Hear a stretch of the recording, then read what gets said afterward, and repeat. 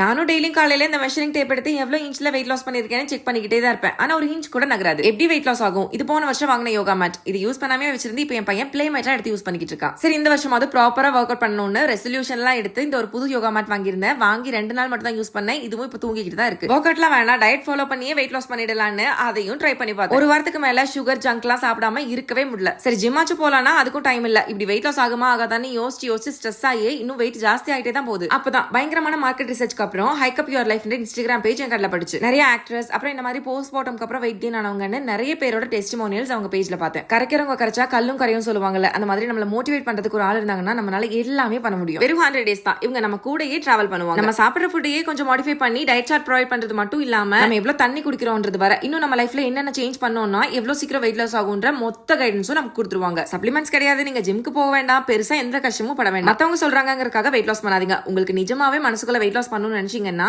இவங்க page reach பண்ணுங்க. கண்டிப்பா உங்களுக்கு ஹெல்ப் பண்ணி கைட் பண்ணுவாங்க. இல்லனா சிம்பிளா கமெண்ட்ல ஒரு ஹார்ட் போடுங்க, அவங்களே உங்களை ரீச் பண்ணுவாங்க. பை.